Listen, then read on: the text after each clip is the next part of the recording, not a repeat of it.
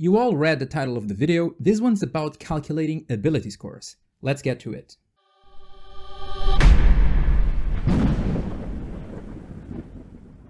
Welcome to Arcadian. There are two types of people who will watch this video. New players who want to learn how to calculate ability scores, and veteran players who will look at this video's thumbnail and think, 6 ways to calculate ability scores? Blasphemy! There should be only 3, what are the other ones? If you belong to the second type, you can jump to the timestamp appearing on your screen right now. The first half of the video will be stuff you probably already know, but I have interesting ways to calculate ability scores that I bet you never tried. The sixth one is my favorite. But if you're new to D&D, let me explain the 3 standard ways to calculate ability scores. Like I said in my video about character creation, which if you didn't watch, you probably should. I will link it in the eye up there. There are 6 abilities in the game: Strength, Dexterity, Constitution, Intelligence, Wisdom, and Charisma, which will be your stats, kinda like in a video game. The simplest method to calculate them is by using the standard array.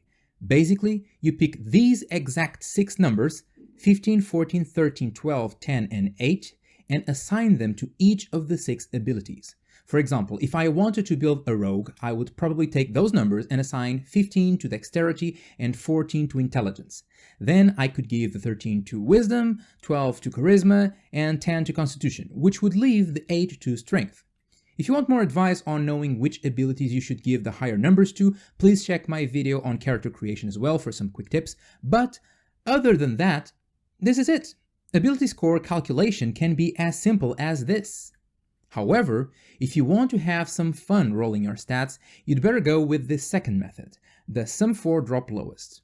For this one, you will need 4 d6s. You roll all those dice together, and you take out the lowest number of the 4. You sum the remaining 3, and note the number down.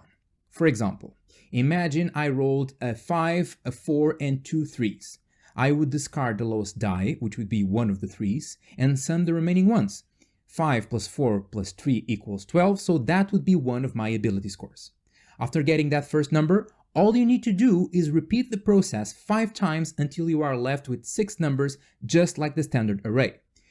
And from that moment forward, the method is the same. You assign each number to each of the 6 abilities as you like. This is one of the most enjoyable methods, especially if all the party roll stats at the same time at the table in front of each other, turning character creation into a very cool communal experience. But you might be wondering, why roll 4 dice and drop 1? Why not just roll 3? Well, that is a clever way to assure that your stats will be slightly better than the average. After all, you will be playing as a hero, not a regular person. Your abilities should be above the average. And why not just roll a d20? Why roll many dice? There are 2 reasons for that. The first one is a legacy thing. Back in the day, D&D wasn't played with 20-sided dice. Instead, people would use 3d6s to simulate what we now roll as a d20. So this is kind of a callback to those ages. The second reason is mathematical. Rolling several d6s instead of one single d20 makes it more likely for you to get a number near the averages, and less likely to get one near the extremes. If you think about it, even if you roll ones on all 4 d6s, you will still get a minimum of 3 for your ability score. While if you use a d20, it's perfectly possible that you get a 1. So this is a way to ensure your stats follow a bell curve. Some people, though, dislike leaving their stats up to chance. They prefer to build their own fate and optimize their characters. For them, there's a third method called the point buy, which is the most convoluted one. You get 27 points to spend, and you kinda buy pre-established scores, following this price table that you can find on page 13 of the player's handbook. For example, say I wanted to build exactly the same rogue as before, and give the highest stat possible to Dexterity. I could spend 9 of my 27 points buying a 15 score, since that is how much a 15 costs in the table, and then I would assign it to Dexterity. But let's imagine I wanted my character to be as intelligent as they were dexterous. I could spend another 9 points buying another 15 to Intelligence.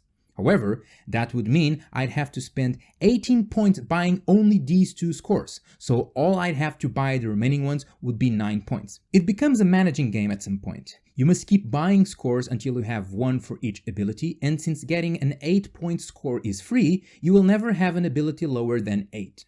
This is the method that allows for most freedom, both in customization and in character creation.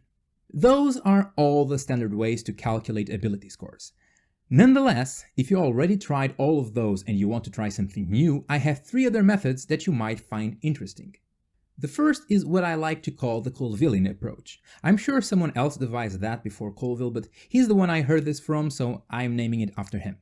Basically, this method is the same as the roll for drop lowest, but you roll your stats in order, no writing them up on the side and only assigning them at the end.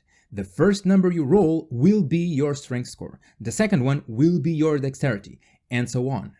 What this means is that you can't come to the table with a preconceived idea of a character or a class to play. You create it as you roll stats. With each new roll, you get a new piece of information of a character that you're discovering as you go along. For sure, this isn't the method for everyone. Some players just don't like to relinquish the control that they have over character creation and will not enjoy this at all. However, I would encourage you to try it at least once. As an artist, I can assure you that the greatest outbursts of creativity are prompted by limitations and constraints. And if you really think about it, there are lots of games where you don't have the complete control over character creation, like 10 Candles. And people still play them, so it's not like they're no fun. Another method is what I like to call the hardcore mode. This is probably only advisable for experienced players or people playing D&D Meat Grinder or any other D&D difficulty patch. It is similar to roll for drop lowest, except you only roll 3 and you don't drop any. As we discussed before, this will decrease the average scores you will roll, which will not only raise the difficulty of the game, but also the stakes of character creation. When you know you're up for a hard mode game and these scores can determine much of your success, rolling them turns into a very intense and dramatic experience, not for the faint of heart.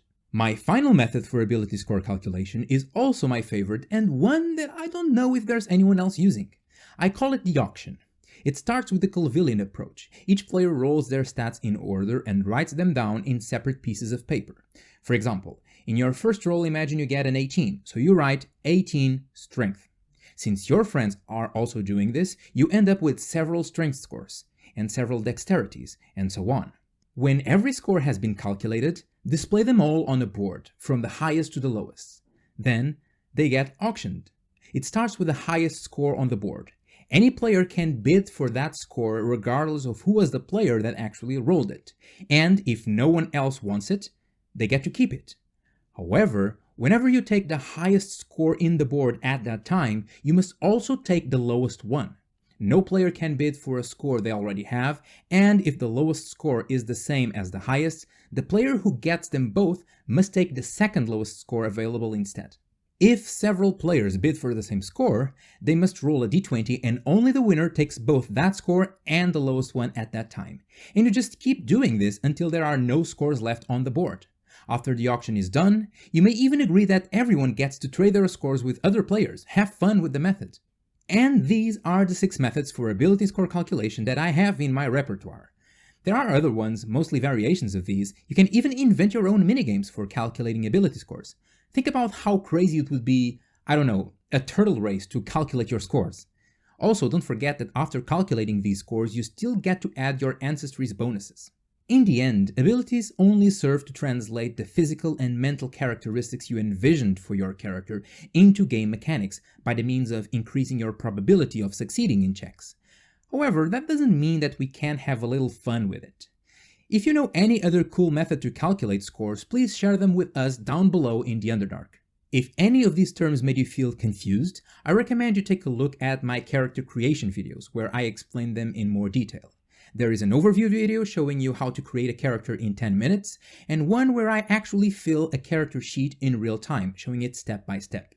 If these tutorials feel way too common sense for you, maybe you'd like my videos for DMs more. There's a whole playlist of them right here.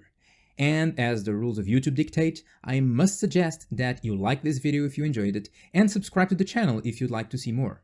Remember that if you don't click the bell icon below, YouTube will never tell you when a new video comes out. I will be back with another video next week. Follow me on social media in the meantime. Thank you for watching. I'm the first Arcadian, so say we all.